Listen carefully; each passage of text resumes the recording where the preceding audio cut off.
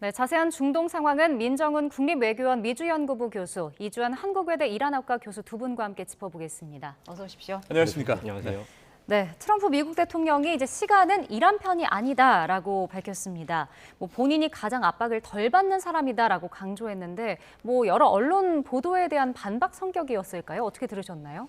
글쎄요, 트럼프 대통령께서 그렇게 말씀하신지 모르겠는데, 저를 포함해서 많은 사람이 들었을 때는 이건 반어법이 아니냐, 이렇게 생각을 할 수가 있겠죠.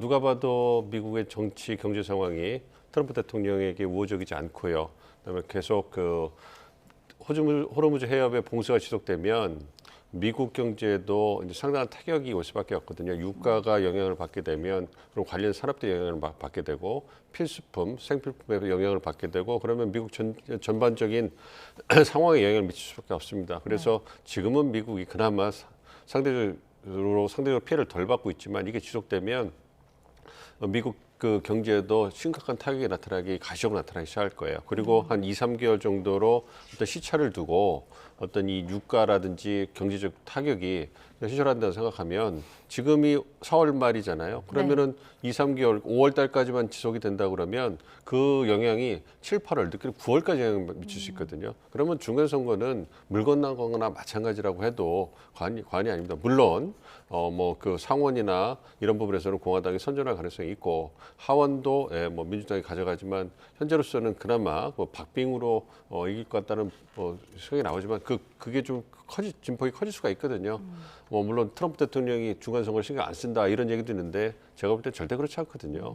그렇기 때문에 그런 부분에서 어쨌든 자꾸 이제 미국이 밀리는 것이 아니냐 이런 부분에 대해서 반박용으로 트럼프 대통령이 시간은 미국 편이다 이러한 얘기를 하고 있지만 그 부분에 대해서 공감할 수 있는 미국 국민들은 많지 않을 거라고 봅니다. 어쨌든 트럼프 대통령 많이 초조할 거예요. 그래서 마지막으로 이제 힘겨루기를 하고 있는데 어쨌든 보도해 준 것처럼 파키스탄이 중재해서 이제 호르무즈 해협을 좀 풀어라 하면서 자꾸 이제 이란 측에 대한 공간을 만들어 주려고 하잖아요. 그러니까 저는 결제와 해지의 어떤 느낌으로 트럼프 대통령이 그걸 해줘야 될 거라고 생각하고 그렇게 할 거라고 믿고 있습니다. 그렇기 때문에 가능성은 높지 현재로서 높지 않아 보이지만 파키스탄이 주말 내 월요일까지 어떤 회담이 일어난 장소를 봉쇄하고 이제 보안을 유지하는 것이 아닌가 생각을 하고 기대를 아직도 좀 걸어보고 있습니다. 예, 양국 간의 지금 전황이 굉장히 좀 미묘하다 이제 이렇게 볼 수가 있을 것 같은데 우리 교수님은 지금 현재 상황을 이제 어떻게 판단하고 계십니까? 일단은 2차 협상은 결렬이 됐지만 양측이 지금 강경자세로 나오곤 있지만 어쨌든 협상 통한 중전만이 답인 거는 분명해 보이고 그런 부분에서 사실은 그리고 트럼프 행정부가 일련에 보였던 이제 그런 액션들을 보면 계속해서 공격을 유예하면서 그건 이제 이란의 협상 테이블로 나오게 하기 위한 그런 전략이 아니었을까 생각을 하고요. 이란도 역시 지금 경제 문제를 해결하려면 이 협상 통한 중전만이 답이거든요. 그렇기 때문에 계속해서 양측이 강경한 자세는 취하고 있지만 결국에는 다시 대화를 해야 되지 않을까. 이제 그게 가장 베스트 시나리오거든요. 지금 이렇게 해서 미국이 전쟁을 일방적으로 끝나고 나가게 되면은 이란은 정말 어렵습니다. 이게 지금 경제가 정말 어렵기 때문에 이 문제가 해결이 안 되면은 반정부 시위가 다시 일어날 수 있고 언제까지 이렇게 무력으로서 진압할 수는 없거든요. 정부 입장에서도 결국엔 경제 문제를 풀어야 하는 상황이기 때문에 협상을 통한 중전을 고려하고 있을 것이라고 지금 봅니다. 시간은 그러면 미국에게 좀 유리한 상황입니까? 교수님 보시기에. 왜냐하면 이란이 경제가 안 좋다고 하셨기 때문에 여쭤보는 거예요. 근데 사실은 그거는 이제 이게 약간 되게 단순화시켜서 말할 수는 없지만 엄밀히 말하면 상황 자체는 지금 이란에서는 어떤 내부 결속이 좀 일어나고 있는 편이고 미국 같은 경우가 지금 보면은 트럼프 행정부 내에서도 어느 정도 그런 좀 분열이 좀 보이잖아요. 보이기도 하고 그리고 사실은 트럼프 행정부의 지지율도 떨어지고 있고 반전 여론이 올라가고 있기 때문에 상황 자체로 보면은 미국이 불리하다고 이야기할 수 있겠지만 근데 사실은 이란이 이번 전쟁으로 엄청나게 많은 또 피해를 입었습니다. 그럼 결국에는 지금 경제 문제 플러스 알파로 남는 것이 재건의 문제거든요. 그러니까 더 이제 심각해진 상황이 된 것이죠. 이제 이런 것을 고려해봤을 때는 이란 입장에서도 사실은 이 협상을 통한 중전이 어떻게 보면 정권 지도부의 생존의 문제와도 연결돼 있다 이렇게 평가할 수 있죠. 네. 지금 트럼프 대통령이 또 이제 이란이 매우 혼란스럽고 무질서하다라고 언급을 했습니다. 이렇게 얘기한 거는 결국 미국이 협상에서 좀 유리한 고지에 있다, 우위를 점하고 있다 이런 거를 강조하고 싶었던 걸까요? 그렇죠. 그러니까 미국이 밀린다라는 그런 여론에 대해서 반박을 한 거라고 생각하고요. 교수님 말씀해 주신 것처럼 트럼프 대통령은 여전히 의아할 거예요. 군사력도 미국이 훨씬 강하고 미국과 이스라엘 공격으로 인해 가지고 많은 부분이 파괴가 됐고 경제도 매우 어렵고 그런데 계속 버티고 있거든요. 그러니까 미국이 트럼프 대통령이 생각했을 때는 의아한 거란 말이에요. 그래서 계속 협상력을 높여서 이제 밀어붙이고 있는데 그리고 거기에다가 새로운 지도자는 상당히 좀 부상을 심하게 입은 것 같고 그다음에 협상파 비협상파 간에 어떤 목소리가 다르게 나와서 매우 혼란스러운 것 같고 그런데도 지금 버티고 있단 말이에요. 그런 부분을 이제 의아해하면서 어쨌든 협상력을 높이기 위해서 말씀하신 것처럼 모든 수단을 거의 다 썼다고 봅니다. 이제 미국도 제가 이렇게 지켜봤을 때 더 이상 쓸 수 있는 수단이 없어요. 남은 것은 공격 재개밖에 없습니다. 근데 그거는 이제 그 트럼프 대통령이 마지막 카드로 남겨놓는 거고 교수님 말씀에 전적으로 동의하는 부분이 뭐냐면 네. 이란이 그러니까 미국은 진짜 명분 없는 전쟁을 한 거예요. 1월 달에 그 국민들의 번기가 일어나고 그냥 어떻게 보면 그 네타냐후의 꼬임에 넘어가지 않았으면 그냥 그대로 그 이란을 제재 유지하면서 압박을 했으면 그렇다면 이란에 어떤 머지않아서 큰 정치 변동이 일어날 가능성도 매우 높았거든요. 그러니까 가만히 놔둬도 힘든데 그거를 건드려가지고 어떻게 보면 다시 정권 회생에 불꽃을 만들어준 거란 말이에요. 그런 부분에 있어가지고 어쨌든 좀 논란이 있긴 합니다만 트럼프 대통령 입장에서는 그런 부분을 고려했을 때 이제 이란도 이제 다시 나오는 게 필요하고 트럼프 대통령도 전쟁으로 다시 들어가는 시나리오는 원하진 않을 건데 지금 강대강 대치하면서 체면이 안 쓰잖아요. 네. 공간이 없고 그래서 거기에서 결렬이 되면 가장 우려하는 시나리오는 트럼프 행정부 그 세대의 항공모함을 이제 배치해놨잖아요. 거기 한 300척의 그 비행기가 있다고 그러면 대규모의 공습을 통해 가지고 주요 거점은 아니더라도 에너지라든지 다리는 아니더라도 어떤 다른 부분에 대해서 상당히 융단 폭격을 하고 그리고 셀프 종전을 선언하고 나올 수도 있습니다. 그러면 그렇게 되면 이란은 정말로 힘들어지는 거예요. 네. 그래서 이란도 조금 이제 좀 강대강 대치를 놓치고 이제 파키스탄이 공간을 마련해 주면 모르는 척하면서 이제 나와야 되는데 좀 지켜봐야 될 것 같습니다. 그러니까 양국가 모두 이 협상에 대한 니즈는 있습니다. 필요성은 있는데 이게 사실 어떻게 보면은 누가 먼저 협상장에 앉느냐. 그러니까 이제 약간 좀 자존심 싸움 혹은 치킨 게임 같은 양상을 좀 보이지 않나 이런 생각이 좀 듭니다. 우리 교수님 보시기에는 이란과 미국이 언제까지 좀 버틸 수 있을 거라고 보세요? 사실은 지금 양측 모두 장기전으로 가면 좋을 게 없거든요. 예. 트럼프 행정부 입장에서도 지금 굵직굵직한 이제 이벤트들이 다음 달에 당장 미중 정상회담도 있고 또 아까 교수님께서 말씀해 주셨지만 중간 선거도 있고 지금 여러 가지 중요한 이벤트가 있고 이란 입장에서는 이게 또 생존의 문제랑 또 직결돼 있기 때문에 내부 단결이 올라갈 수는 있으나 어쨌든 국민들의 먹고 사는 문제가 해결이 되지 않으면은 이 정권은 좀 생존하기가 어려운데 지금 거기다 재건의 문제까지 같이 이제 중첩돼서 들어오기 때문에 이것은 이제 결국에는 경제 문제를 해결하는 수밖에 이제 없는 것이죠. 그렇기 때문에 언제까지 버티느냐가 중요한 게 아니고 빨리 이 전쟁을 좀 끝내기 위한 좀 어떤 동력을 마련하는 게 사실은 더 중요하다 이렇게 봅니다. 네, 그러니까 양측 모두 빨리 전쟁을 끝내야 될 텐데 앞서 교수님께서 이제 트럼프 대통령도 모든 수단을 다 썼다라고 하셨잖아요. 그럼 결국 트럼프 대통령 입장에서는 마지노선으로 이렇게 생각하고 있는 시한이 있을까요? 하염없이 기다리기는 힘들 것 같은데요. 그러니까 최근까지만 해도 3에서 5일 정도 얘기하고 있다가 또 이제 말을 바꿔서 시간 제약 없다 무기한으로 한다 그러는데 그렇지 않을 겁니다. 그래서 파키스탄이 주말에 어떤 그런 어떤 보안 조치를 연장한 것도 그렇고요. 그래서 한 이번 달 말까지가 거의 최대치가 아닐까 생각을 하고 있습니다. 그게 넘어가면 미국 입장에서 트럼프 대통령의 성정상 견디기 어려울 거예요. 그래서 여러 가지 메시지를 내다가 그래서 결국은 결렬이 됐다라고 생각을 하게 되면 말씀드린 것처럼 이제 대안을 찾아서 갈 거기 때문에 그럼 남은 대안지가 말씀드린 것처럼 군사 공격이에요. 그리고 세계 경제를 위해서도 이건 정말로 최악의 시나리오이긴 합니다만 장기간으로 호르무즈 해협을 막아서 우리 경제를 힘들게 하는 것보다는 이제 트럼프 대통령이 참지 못하고 이제 기다리지 못하고 협상이 결렬되고 이제 어떤 제한적인 군사 작전을 통해 가지고 이제 군사적 승리를 선언하고 그냥 철수하는 게 어떻게 보면 나을 수도 있습니다. 그건 이란이 어떻게 보면 자초한 부분이 있는 거거든요. 그렇게 될 정도로 이제 남은 게 없는 그런 상황입니다. 그래서 미국이 오래 버티지 못할 것이다 생각하고 있기 때문에 조만간 이란도 좀 결단을 내리는 게 필요하지 않을까 생각합니다. 일단은 전쟁 권한법의 시한이 5월 1일 아니겠습니까? 이달 말까지는 이제 기다릴 것 같다 이제 이렇게 말씀해 주셨는데 이 5월 1일이 지나가면 어떻게 되는 거예요?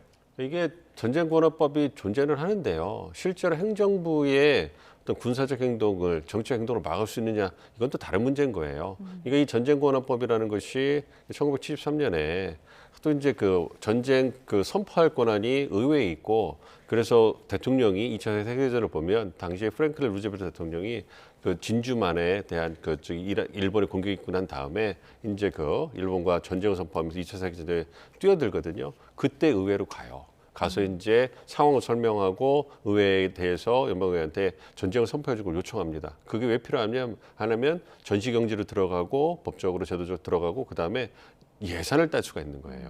그 의회가 승인을 해주기 때문에 그렇게 들어가는데 그건 전면적인 전쟁이잖아요. 그런데 그런 거를 2차 세계대전 이후에 미국 대통령이 한 번도 존중하지 않았어요. 그러니까 한국 전쟁, 베트남 전쟁, 다시 걸프 전쟁 모두 다 전쟁 권한법이 적용된 적이 없습니다. 그래서 전쟁이 아니라고 주장하면서 빠져나가는 거예요. 그 트럼프 대통령도 벌써 그런 얘기 했었어요. 이건 전쟁이 아니다. 그냥 군사적인 작전인데 전쟁 권한법에 저촉을 받지 않는다고 얘기를 한 거예요. 그렇기 때문에 5월 1일이 된다고 해도 전쟁 권한법 때문에 군을 나가 있는 군을 철수시킨다. 이거는 기대하기가 거의 어렵다고 보고요. 문제가 될 수 있는 것은 예산을 더 받을 수 있는 거기 문제에서 제약이 될 수 있는데 현재 공화당이 다수당이잖아요. 그런데다가 거기다가 만약에 민주당이 반대해가지고 공화당 일부가 반대해가지고 예산을 통과시켜주지 않으면 어떤 일이 벌어지냐면 어쨌든 대통령이 명을 받아서 군이 전투를 하고 있는데 그 군에 대한 지원을 안 해준다. 그래서 정치적인 수단으로 희생양으로 삼았다 이런 공격이 나옵니다. 그거를 감당할 수 있는 의원들이 없어요. 그렇기 때문에 그래서 이 전쟁권이라는 것은 공허한 백주수표다 할 정도 효력이 없다는 얘기를 미국 정치에서 하거든요. 그렇기 때문에 이 전쟁권한법 때문에 트럼프 대통령이 4월 말을 어떤 전쟁의 마감 시간으로 정하고 움직일 가능성은 매우 희박하다 이렇게 보고 있습니다. 예. 네. 트럼프 대통령이 또 이번 전쟁을 벌인 목적에 대해서는 또 이렇게 얘기를 했습니다. 핵무기 보유 저지를 얘기했는데 뭐 이란의 핵무기를 사용하지 않을 것이다라고 했거든요. 그러니까 모두가 핵무기를 사용해서는 안 된다. 이 부분을 강조한 걸까요?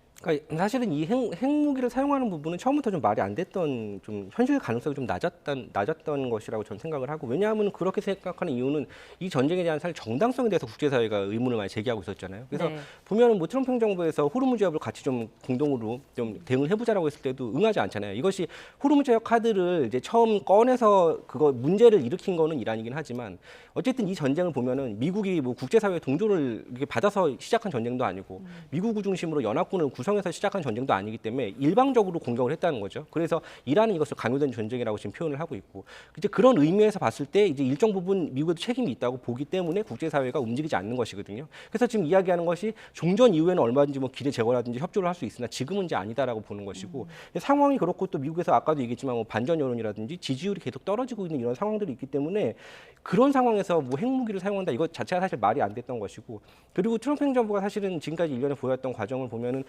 언급은 굉장히 강하게 하나 결국에는 공격하진 않았잖아요. 이 말은 공격을 지금 현재로서 하는 것보다는 이거 공격을 유예함으로써 협상을 해서 종전을 하겠다는 의지가 굉장히 강한 것이거든요. 그래서 그런 의미로 좀 봐야 되지 않을까 생각합니다.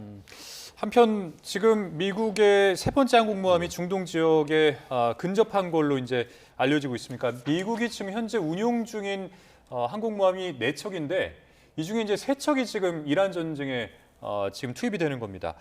뭐 일단은 5월 중에 루즈벨트 항모까지 배치될 가능성이 점쳐지고 있는 상황인데 이렇게 이제 이 지역으로 항공모함이 집결되는 이유, 아까 이제 말씀하셨던 최종 단계에서 만약 협상이 결렬되면 최종적으로 이제 공격을 하기 위한 그런 수단일까요? 그렇죠. 그 두 가지 목적이 다 있는 거죠. 말씀하신 것처럼 협상이 결렬되면 공격하기 위해서 그렇잖아요. 지상군은 넣기는 어려우니까 어떤 융단 폭격을 하기 위해서 어떤 가용 가능한 모든 항공 공격 전투기들이 다 오는 것이고 그거와 더불어서 이제 협상력을 극대화하는 거죠. 얼마나 이란 입장에서 부담스럽겠습니까? 항모 전단이 3개가 와 있고 항모 전단이 3개 왔다는 것은 거기에 실려있는 전투기라든지 어떤 호위함이라든지 이런 부분들이 굉장히 막강하거든요. 항모 전단 하나만 갖고도 웬만한 국가의 국방력을 능가한다, 전투력을 능가한다고 그러는데 아무리 오래된 항모라고 하더라도 그런 부분에서 3척이 다 왔다는 것은 그만큼 강한 의지를 보여주는 거거든요. 그러니까 부담이 될 수밖에 없는 거죠. 그래서 말씀드린 것처럼 이제 그 부시함까지 오게 돼서 세척 오면 말씀하신 것처럼 루즈벨트함까지 또 올지는 모르겠습니다만 거의 다 왔다고 생각하고 할 수 있는 건 다 했다고 생각합니다. 그래서 마지막 이제 결단만 남아 있기 때문에 그런 부분에서 마지막 어떤 그 기싸움을 하고 있는 거고 아까 그 보도해 주신 것처럼 이란이 이제는 핵 얘기를 하지 않겠다. 그러면서 이익을 얘기한다 그러면서 전쟁 배상금하고 경제 제재를 해제해 달라는 그런 얘기를 하는 거예요. 네. 그러니까 이거는 그 핵 문제에 있어서는 여전히 깐깐하지만 우리가 원하는 게 무엇인가를 분명히 보여주고 있는 거거든요. 그러니까 이 미국 측으로 하여금 핵 문제에 대해서는 우리가 양보할 수는 없다. 그러나 우리가 이걸 원하니 이제 그걸 고려해라. 이런 메시지를 내는 거기 때문에 근데 이 미국 입장에서는 핵 문제가 해결되지 않으면 이걸 어떻게 주겠습니까? 네. 그러니까 그 부분에 있어가지고 이란이 원하는 걸 분명히 이제 공개성에서 밝힌 거라고 보고 이제 그 미국도 이제 핵 문제에 대해서 다시 한번 확인하면서 절충을 좀 더 시도하지 않을까 생각합니다. 네. 그런가 하면 지금 이스라엘 보도를 보면 이란의 그 갈리바프 의장이 협상단 대표직에서 물러났다 이렇게 보도를 했습니다. 이건 어떻게 보시나요? 신빙성이 있다고 봐야 할까요? 일단 이란에서 공식적으로 인정한 부분은 없고요. 이제 이스라엘 언론에서만 그리고 뭐 여러 언론 매체에서 나온 것도 아닌 것 같고 이스라엘 언론 매체에서 이런 얘기가 나왔다는 것인데 어떻게 보면은 이스라엘이 가장 바라고 있는 것이죠. 이란 내부의 분열로 인해서 이제 그렇게 이란이 좀 안 좋은 쪽으로 가는 것 그리고 이스라엘은 어쨌든 지금 이번 전쟁에서 휴전이 되는 상황도 그렇게 좀 좋은 상황으로 바라보지는 않는 것 같아요. 이제 그런 부분이 있고 근데 문제는 뭐냐면은 미국과 이란이 어차피 협상을 하는 것이고 이제 이스라엘이 여기에 지금 관여하는 것은 아니거든요. 그래서 이 양국은 협상을 통한 종전이 굉장히 중요하다고 일단은 보고 있는 것이기 때문에 그래서 이제 이 부분에 우리가 좀 더 주목을 해야 될 것 같고 근데 이란이 지금 요청을 하는 건 그런 것이거든요.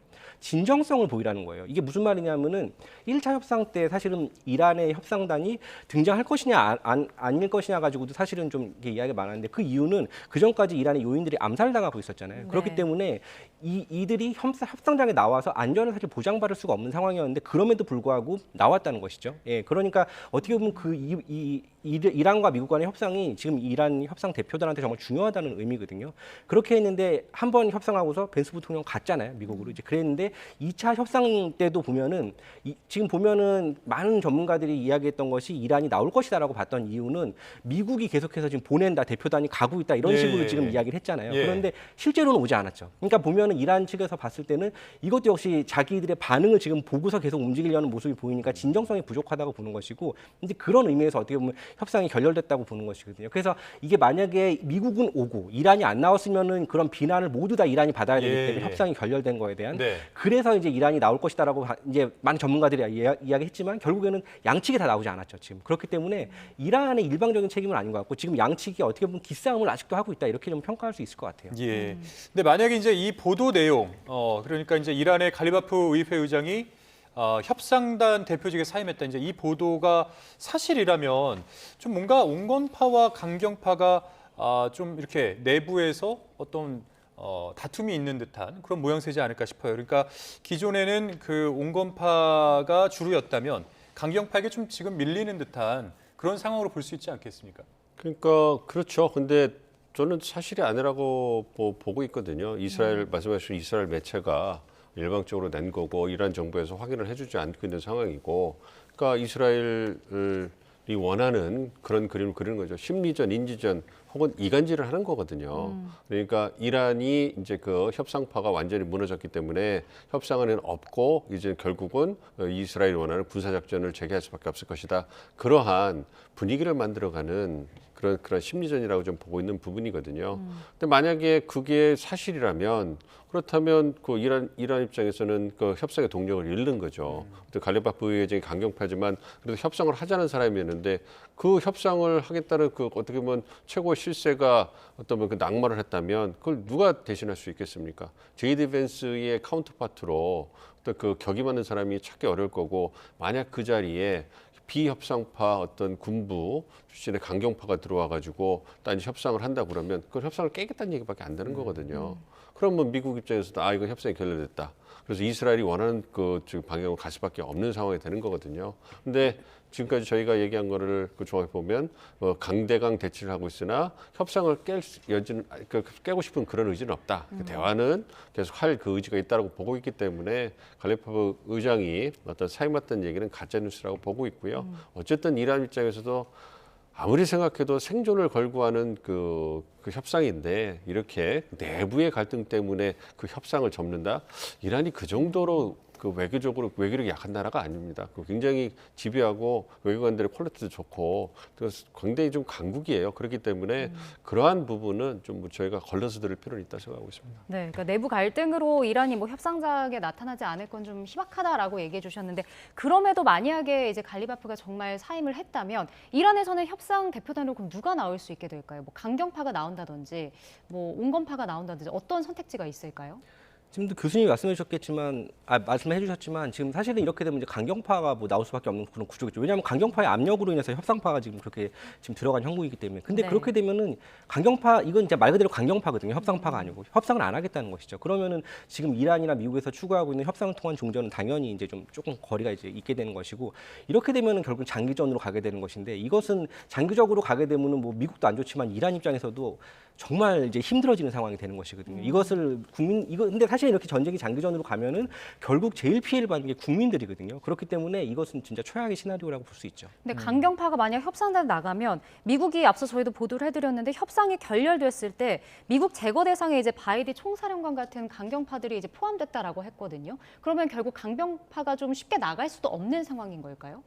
그렇죠. 사실은 협상장에 등장하지도 저는 않을 거라고 봅니다. 근데 제가 이 부분에서 좀 말씀드리고 싶은 거는 이란은 과거에도 그렇고 지금도 그렇고 이제 굉장히 다양한 목소리가 공존하는 사회가 또 이란이거든요. 그래서 보면은 우리가 이란을 약간 좀 전체주의 사회로 그렇게 좀 오해를 하면 안 될 것 같아요. 그래서 이게 무슨 말이냐면은 이제 간단한 예로 뭐 예를 들면 2015년에 JCPOA가 있었는데 JCPOA에서 협상의 그 창구가 보면은 국가안보 최고회의에서 이제 대통령 산하에 외교부로 넘어가게 됩니다. 그러니까 이제 최고 지도자가 이제 하산 루하니 대통령에게 힘을 실어주는 것이죠. 그래서 무함마드 자바드 자리프라는 이제 외교장관이 잘 이것을 이제 협정을 이끌어냈는데 이 협정을 가지고 이란으로 돌아갔을 때 막 환영받았던 것만도 아니에요. 보면은 그때 보면 IRGC 쪽에서는 굉장히 이제 비판을 또 많이 하거든요. 그러니까 이게 다양한 목소리가 공존하는 사회라는 거예요. 근데 지금 전시 상황이기 때문에 이제 이런 부분이 하나가 있고 그래서 지금도 최근의 상황을 보면은 이란에서 먼저 우호적인 메시지를 낸 게 호르무즈 해협을 개방하겠다고 아락치 외교장관이 얘기를 했지만 네. 미국의 반응이 정반대의 반응이 나왔잖아요. 우리는 계속 봉쇄를 유지하겠다고 했고 그러면 이제 다시 이 해협을 봉쇄를 해야 되는데 이란 입장에서 이거 외교장관이 다시 언급하기는 좀 모양새가 적절치 않은 것이죠. 그렇기 때문에 군부가 저는 나섰다고 보고 그렇기 때문에 또 언론에서 나오는 게 무슨 균열이 있는 게 아니냐 이런 이야기가 나오는데 근데 이 부분은 물론 사실관계가 필요하겠지만 지금 이란이 호의를 보인 거에 비해서 미국 측 반응이 그렇게 나오지 않았다는 것이고 최근에 보면 이란 선박도 납포했잖아요. 미국이. 네. 이런 상황에서 사실은 당연히 이 협상파보다는 강경파의 목소리가 더 나올 수밖에 없는 저는 상황이라고 봅니다. 그래서 우리가 이 부분 오해하지 말아야 되는데 중요한 건 뭐냐면은 갈리버프가요. 사실은 강경파예요. 이분이 개혁파가 아닙니다. 근데 지금 협상을 하고 있거든요. 근데 뭐라고 말하냐면은 큰 틀에서 합의가 있어야지 협상을 할 수 있다고 이야기합니다. 그러니까 무조건 협상하겠다는 게 아니거든요. 네. 그리고 페제슈키안 대통령 같은 경우도 대화는 환영하지만 위협이 없어야 된다라고 전제 조건을 달고 있어요. 그러니까 이걸 종합해 보면은 협상파라고 해서 무조건 우리가 미국하고 협상을 하겠다는 지금 메시지가 아닙니다. 그래서 우리가 이런 부분은 좀 이렇게 봐야 되고 그래서 보면은 이란이 분열돼 있기 때문에 통일된 안을 가지고 와라라고 얘기하는 미국의 입장은 어떻게 보면 명분만들기죠. 2차 협상이 결렬됐는데 그 책임을 이란의 분열로 돌린다. 저는 이렇게 봅니다. 뭐 트럼프 대통령이 좋은 소식이 나올 수 있다. 그렇기 때문에 이제 주말 안으로 뭔가 협상이 이루어지는 건 아니냐 이런 기대감도 있었던 건 사실인데 만약에 이제 이런 갈리바프 의장의 협상단 사임설이 맞다면 이번 주말 협상도 이제 좀 사실 물 건너간 건 아니겠습니까? 그렇죠. 만약에 그 이란 측 협상 대표가 물갈이가 되고 그리고 이제 협상 진전에 대해서 그렇게 의지가 없는 어떤 그 비협상파, 강경파 인물이 협상 대표로 들어온다면 그렇다면 협상이 열리기도 어렵겠죠. 말씀해 주신 것처럼. 대표단은 보낼까요, 미국이? 보내지 않겠죠. 왜냐하면 어느 정도 그 미국 입장에서도 죄송합니다. 안이 좀 그 만들어지고 공간이 만들어져야지 가서 그렇지 않습니까? 협상단이 두 번째로 갔는데 똑같이 결렬돼서 다시 온다. 그러면 이건 정치적으로 부담이 될 수밖에 없어요. 그렇기 때문에 그렇게 오기는 좀 어려울 거라고 보고요. 그래도 트럼프 대통령이 좋은 소식이 들릴 거라고 얘기하는 거는 아직까지 협상의 공간을 만들어 놓고 또 보도해 주신 것처럼 파키스탄이 미국으로 하여금 그 호르무즈 그 역봉쇄하는 것을 좀 풀어달라고 요청을 했잖아요. 네. 그걸 트럼프 대통령이 받아들일 그런 가능성도 있죠. 그러니까 파키스탄 중재국의 강력한 요청에 따라서 일시적으로 호르무즈 해협 역봉쇄를 풀도록 하겠다. 그래서 협상 진전 상황을 보고 다시 호르무즈 역봉쇄에 대해서 이제 그 고려를 하겠다. 이렇게 공간을 풀어주면 그렇다면 이란도 이제 그 나올 그 공간이 생기는 거 아니겠습니까? 그럼 그러한 부분에 대해서 이제 또 파키스탄이 이란 측에 그 중재를 하면서 또 중국도 좀 압박을 하면서 나올 수 있는 모양새가 생기는 거거든요.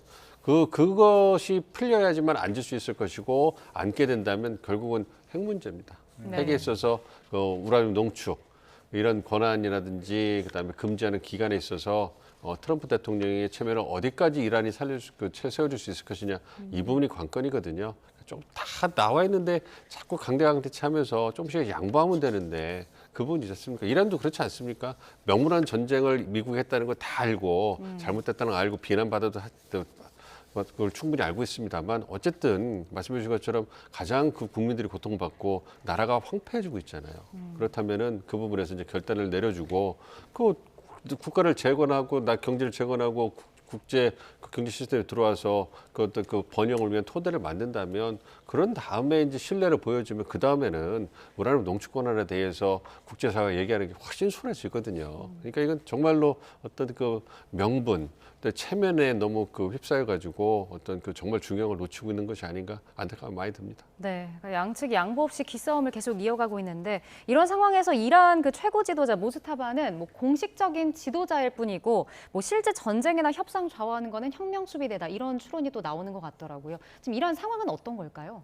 그러니까 이제 모지타바가 등장을 하고 있지 않기 때문에 지금 그런 이제 이야기들이 나오는 것 같은데 사실은 굉장히 모지타바와 관련해서 굉장히 많은 추측이 진짜 난무하고 있습니다. 지금. 네. 근데 뭐 최고의 그런 정보를 가지고 있다고 하는 미국조차도 지금 이것을 정확하게 파악하고 있는 것 같지는 않아요. 예, 근데 지금 사실은 우리가 좀 주목해 볼 수 있는 것은 뭐냐면은 IRGC라고 하는 이 혁명 수비대가 아버지 하메네이죠. 세이드 아야톨라 알리 하메네이 때부터 굉장히 막강한 영향력을 행사하고 있었다는 것이거든요.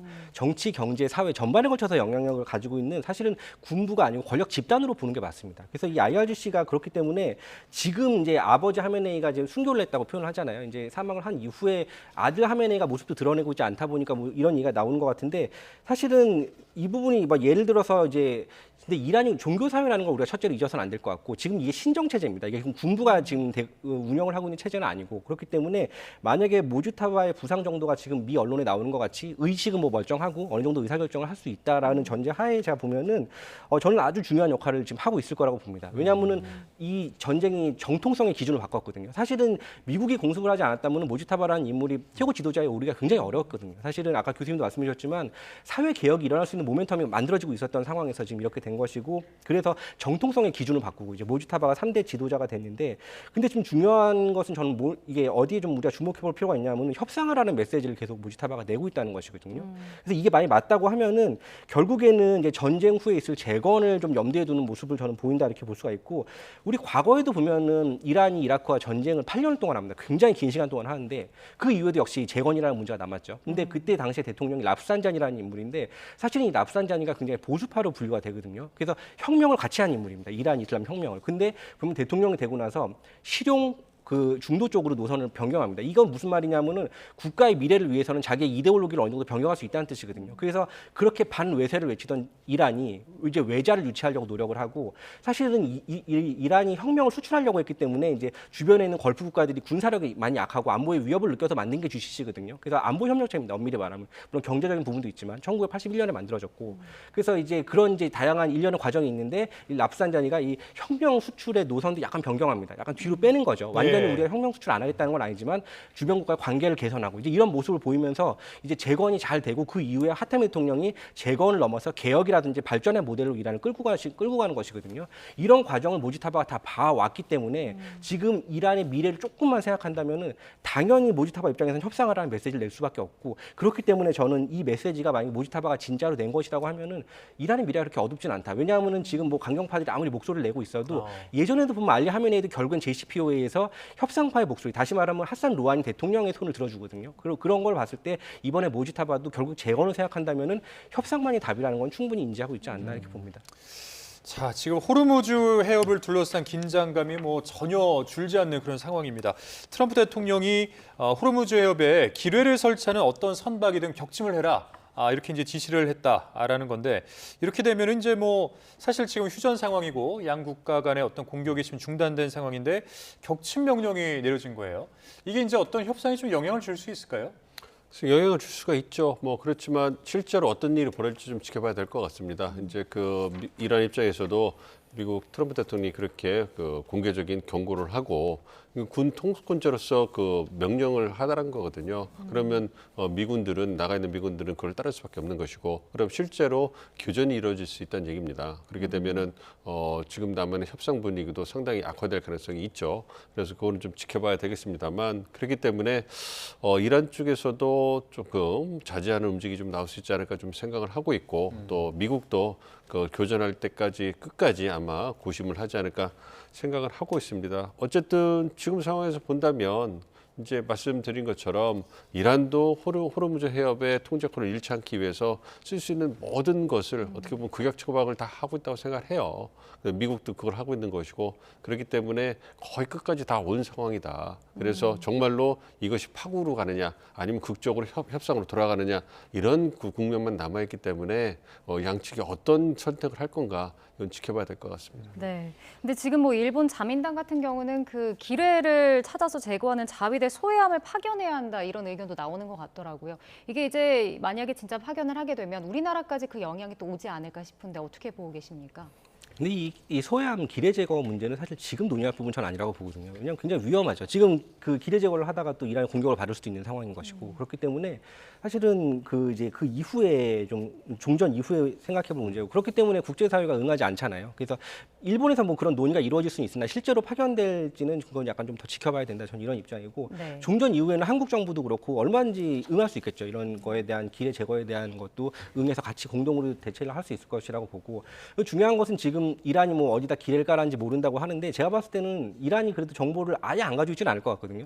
근데 가지고 있는 정보를 당연히 공유하지 않겠죠. 지금 전쟁 상황이기 때문에. 그래서 이 부분은 전쟁이 잘 마무리가 되고, 어쨌든 이란과 미국이 서로 이제 원하는 걸 어느 정도 얻어낸 선에서 잘 전쟁이 마무리되면은 이란도 당연히 기뢰 제거에 협조를 할 수밖에 없을 거고, 왜냐하면 이란도 결국 수출을 해야 돼요. 결국 수출을 하려면은 호르무즈 해협을 이용할 수밖에 없고, 그런 의미에서 기뢰 제거하는 게 뭐 이렇게 한국이라든지 다른 나라의 문제는 아니고 이란과 미국을 포함해서 국제사회 모두의 문제거든요. 그렇기 때문에 이거는 지금 논의하는 건 적절하지 않고, 그리고 보니까 언론에도 나오는 게 미국에서도 인정을 한 게 지금 당장 이것을 막 제거하는 게 어렵다고 지금 발표를 네네. 했더라고요. 이런 걸 보면은 기뢰 제거 문제도 어떻게 보면은 지금 계속해서 미국이 어떤 액션을 취하려고 보여주고 있는 것이지, 실제로 이거를 현 상황에서 그렇게 제거할 수 있는 그런 능력이, 물론 능력 자체는 있겠지만 상황이나 이런 걸 전체적으로 고려해봤을 땐 좀 어렵지 않나 이렇게 봅니다.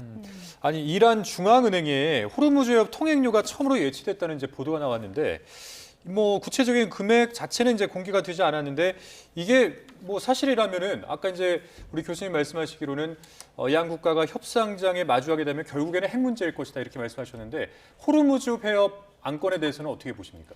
호르무즈 해협은 그 협상 결과를 끌어내기 위한 이란의 가장 유효하고 마지막 그 수단이라고 생각을 해요. 그러니까 뭐 이란 의회에서 호르무즈 통행료 관련된 뭐 제도를 만들고 법을 만들고 통과시켰다고 하지만 그걸 국제사회가 어떻게 받아들이겠습니까? 그래서 받아들이기 어렵거든요. 이란도 그걸 잘 알고 있을 거라고 생각을 하고 있고, 그런 부분에서 언제 주춤하는데, 이게 통행료가 들어왔다는 부분은 저희가 그 이란이 처음에 호르무즈 해협을 봉쇄했을 때 프랑스나 일본 선박 같이 몇 개의 선박은 빠져나갔다, 뭐 이런 보도를 접했던 기억이 나요. 그러니까 그런 선박들이 빠져나가면서 돈을 안 냈다, 통행료를 안 냈다, 뭐 얘기를 하고 있지만 이 부분에 있어서 가능성이 있습니다. 뭐 예를 들어 프랑스 선박 같은 거, 일본 선박 같은 경우에도 일본 정부는 부인을 하고 있지만 선사에서는 확인해 줄 수 없다, 이런 모호한 입장을 낸 걸로 제가 기억을 하거든요. 그 얘기는 가능성을 완전히 배제할 수 없다라는 거죠. 이게 사실이면 미국은 뭐 가만히 있을까요? 그런데 처음에 이제 미국이 역봉쇄하기 전에 일어난 일이기 때문에 미국 입장에서는 굳이 그 부분을 갖다 문제 삼을 이유는 없는 거죠. 그러니까 역봉쇄 이후에 그런데도 빠져나가서 돈이 입금이 됐다면, 그렇다면 미국의 역봉쇄가 어떤 허술하거나 문제가 있는 거 아니냐, 이런 부분에서 이제 그 추가적인 미국의 대응이 필요하지만, 이 그 빠져나간 다음에 완전히 그 선박의 안전이 확실히 담보된 다음에 그때 통행료를 지불했을 거 아닙니까? 그래도 시차가 좀 있기 때문에 말씀드린 것처럼 역봉쇄 이전에 벌어질 수 있는 일이라고 가정하는 것이 보다 더 합리적이지 않나 생각합니다. 네, 그런가 하면 지금 휴전 중이지만 이란 테헤란에 방공망이 가동됐다라는 현지 보도가 또 나왔습니다. 이스라엘이 이제 앞서 이란과의 전쟁 재개 준비를 완료했다라고 밝히긴 했지만 뭐 이번에 공격하지 않았다고 반박을 했거든요. 어떤 상황으로 보십니까? 일단은 이제 이란도 뭐 대비를 해야 되는 부분은 어느 정도 있다고 봅니다. 왜냐하면 항상 지금까지 보면은 작년에도 그랬고 올해도 그랬고 뭐 협상을 하는 과정에 공격을 당하거나 이제 그런 식으로 그러니까 이란은 사실은 협상을 통해서 어느 정도 그런 좀 문제를 타결하려는 모습을 보였던 것 같은데 그 중에 이제 공격을 2번이나 받았기 때문에 거기에 대한 대비는 필요하겠지만 사실은 이란에 이미 뭐 방공망이라든지 많은 부분이 많이 파괴가 됐고 전쟁을 이어나가는데 좀 여력이 좀 부족할 거라고 저는 봅니다. 그럼에도 불구하고 어쨌든 이란이 그 뭐 국무 쪽에서도 그렇고 계속해서 뭐 이스라엘이나 미국을 상대로 해서는 강경한 태도를 보여줄 수밖에 없는 부분이라고 보거든요. 네. 그래서 지금 어쨌든 이스라엘과 이란은 사실은 국경을 맞대고 있는 나라도 아니고 그리고 과거에 보면은 팔레비 정권 때는 팔레비 왕조 때 친미 정권이었기 때문에 굉장히 이스라엘과도 관계가 괜찮았거든요. 근데 지금 보면은 그래서 가끔 이제 뭐 이제 수업 시간 학생들이 그런 얘기를 하긴 하더라고요. 왜 이란하고 이스라엘은 이렇게 멀리 떨어져 있는데, 근데 이게 사실은 이데올로기 전쟁이거든요. 이게 무슨 말이냐면은 이제 이란은 시아의 종주국이라고 하는데, 그래서 이란 입장에서 봤을 때는 이스라엘 국가를 인정 안 하거든요. 팔레스타인 땅을 강제로 점령하고 있다고 보는 것이고,